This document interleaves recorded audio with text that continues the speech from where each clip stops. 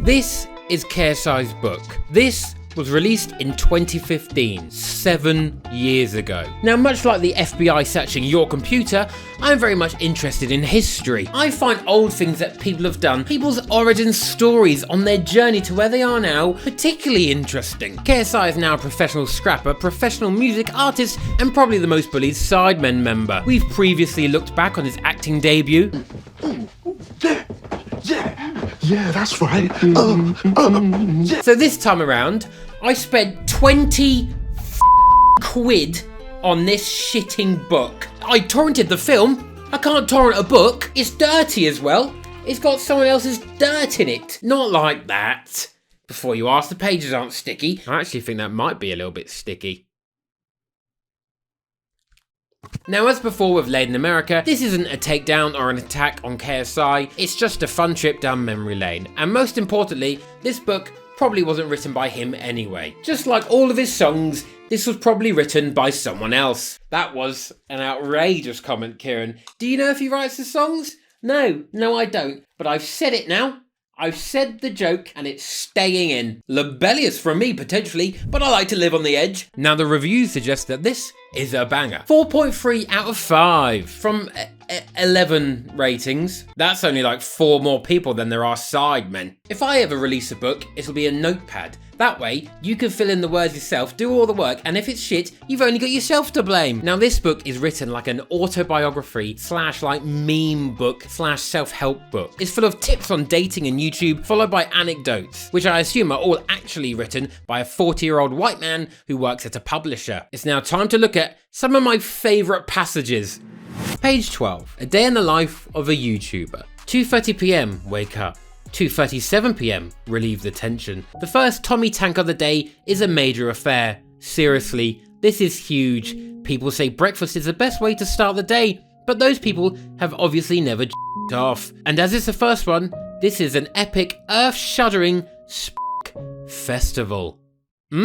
That's a vivid image. There's 3 more relieve the tensions on this page. This entire book is just about having a Tommy tank. Thinking about it, I reckon KSI probably did write this page. Page 98. KSI's Bad Boy 11. Centre back, John Terry. And if John isn't slipping it to his teammate's girlfriend, he's apparently using racially insulting language to his black opponent. I reckon that's more than just bad boy, isn't it? I think that's probably a bit more than frowned upon. Centre midfield, Stig Tofting. Usually, when mans don't like the music they are playing in a restaurant, mans will either ignore it or go elsewhere. Shit, to be honest. Mans just want to eat that juicy fried chicken. But I can't believe I said that out loud. Mans just wants to eat that juicy fried chicken. But Stig don't play like that. Like in 2002, when Stig headbutted a restaurant manager and then attacked the chef because he didn't appreciate the Danish tunes they were blasting. Still, when you consider that age 13, he saw his father murder his mother before shooting himself, this dude has every right to be a bit on the edge. And Danish music probably is really shit. Bad Boy 11. That's it, isn't it? You're a bad boy if you saw your father murder your mum. That would fuck mans up, I'm not gonna lie. Mans be tripping after that one. Now this book is frequented by like fake Facebook shots called KSI book, and this one has actually quite a sweet picture of young KSI. And then under it, Simon has put, saw your mum in the playground after school, she's got huge tits. Okay, page 62. Builder Bay. Man, there are some hot ladies out there, and I should know, I've googled most of them. But what if I could build my perfect bay? That would be goddamn epic. So, as this is my book, and I'm allowed to do whatever the fuck I want, I've done just that. Alpha. Now this got me thinking, what's my favourite part of a woman? Please just bear with me here, it's just a joke. For me, it's a seemingly all-round gender-specific admiration for a bottomless brunch. But in this book, we find out the ghostwriter's perfect woman split into face, stomach, ass, breasts, arms and legs. Yep, they've done that. Face, Melanie Iglesias. Stomach, Cheryl Cole. Ass, Nicki Minaj. Breasts, Kelly Brook. Arms, Olivia Wilde. Legs, Pixie Lott. Ooh, yeah.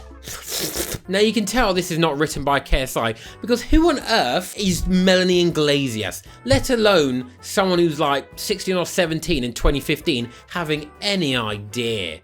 I had no idea who she was. I still don't know who she is. And also, what person has a preference for a stomach? I've never met a single friend or a bloke who's gone, oh, I like her stomach. That's not a thing that's ever been uttered. Cheryl Cole, Kelly Brook, Pixie Lott and Nicki Minaj make up the rest of this Frankenstein objectification of women. Builder Bay, disgusting. This is an affront against women and the sanctity of the female gender. But if I had to build a bay, I would go for my girlfriend's face, my girlfriend's breasts, my girlfriend's stomach, my girlfriend's legs, my girlfriend's ass. What can I say? What can I say? It was a curveball. You thought I was going to objectify women. Turns out, no. Good guy. I'm lying. I wouldn't take my girlfriend's legs. I would take Ronaldinho's legs because, to be quite honest, we're struggling at five-a-side at the moment and we could do with a tricky, skillful baller. So I'm sorry, hun, if you're watching this, but you've got a severe lack of swaz. Get down the local goals and get the cones out. Page 58. KSI's Kama Sutra. This page is sadly heavily redacted for YouTube, but here are some of the names of some of the moves. We've got the Nemesis, we've got Strictly Come Dancing, we've got the Press Up, the Mutual Favour, the Crawl, the RKO, the Piggyback, the Helter Skelter, the WTF, and I kid you not, the Fart Exchange. Oh, it says fart, and they're funny because it comes out your bum and it smells. It smells like poo, so that's and it's like, I bet Roald Dahl is spinning in the grave he didn't come up with the Fart Exchange. That sounds like a room in Charlie and the Chocolate Factory. Now, in a similar vein to the Nemesis, I've also just come up with one in my own head, also based on a theme park ride. Hear me out here. It's called the Smiler. Page 50. KSI's Tinder Adventure. We were in for a hell of a ride. Wanna fuck? I'm fine, thank you very much. If you could see my phone from when I first went on Tinder, it's pretty embarrassing.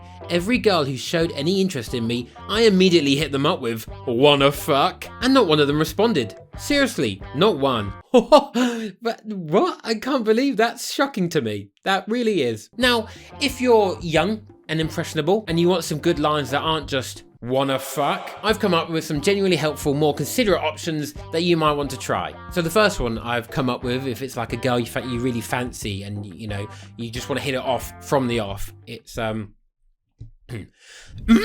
feisty one you are. And then the second one is Misa Jaja, Misa wants some of that Gungan puss.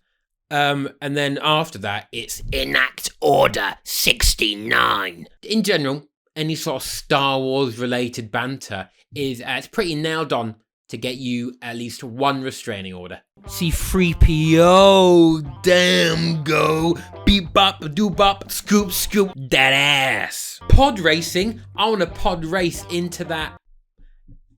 The sand might be coarse, but I like it rough. You will die alone. Page 202, KSI's KFC Bucket List. Chicken. He just loves chicken, doesn't he? Really, and specifically one brand, which is odd. But that's really good. That is good. Now let's see if KSI can tick off any of these 10 things 7 years after this book was released. Number 1, drop a rap with Drake. Not quite, but he's on a good trajectory, so I wouldn't rule it out one day. Drake loves the UK scene. Maybe he'll get on a KSI video. Maybe he'll fight KSI in the ring. Maybe Drake features in a Sidemen hide and seek. Well, I bloody watched that one. Number 2, act in a movie with The Rock. He can't tick that one off, and after the previous showing, I reckon maybe don't do another film. Scarlett says she's gonna give me free sex lessons when I get back. You deserve those. Number 3, eat everything on the KFC menu in one sitting. Oh, he just loves chicken. Oh, he just because it's his face, he just loves it, doesn't he? I can't, why is that? Why is he so obsessed with chicken? I don't know the reason. I don't know what possibly stereotypical reason that is. That's one way to get all the white people on side, isn't it? Number 4, see Arsenal win the Premier League. Oh, I reckon that one's not happening.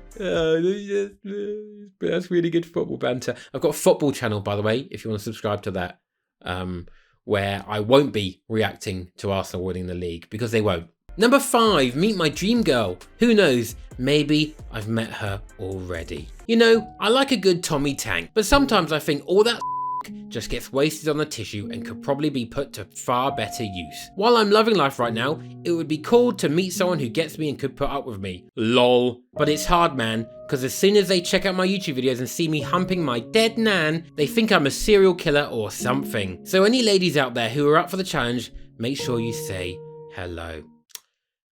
Probably not. Number 6, go to Tomorrowland. I believe he's ticked that one off. That's good, that's good. I mean, he probably could have afforded the money then, so I don't quite see the issue, but that's another one ticked off. Number 7, own a Bugatti. The original Tate. This is the original Alpha, the original Don. Impressive. This is foreshadowing. It's all about the Bugattis. You know what? The thing about cars is that, like, fucking who gives a shit? It's a fucking car. Grow up. The real Alphas take public transport because it's great for the environment. Number 8, reach 100 million YouTube subscribers. Now, not quite there. I don't know if he'll do it. I'm not quite sure. I reckon he'll do it one day, but 100 million is yet to go next level with the videos. 9, design a pair of Giuseppe's. That has got to be one of the shittest shoes I've ever seen. He hasn't designed one of them, but he does have his own Adidas shoe, that's pretty sick. So I'll say he could take that one off. Number 10, start the world's first Tommy Tank Marathon. Just why? This whole goddamn book, it was all about having a Tommy Tank. That's the underlying theme, the underlying message. It's just to rip off your penis. It's like the Bible, but with probably more morally stable. It probably values women more, shockingly. Now I thought the best way to finish off this video is some more wise words from the man himself. 3:12 AM. Relieve the tension. I've gone well past the point of pleasure. By now, just dust is coming out. But as the video hits 1 million views, I'm entitled to a joyful celebratory Tommy Tank, whether my dick likes it or not.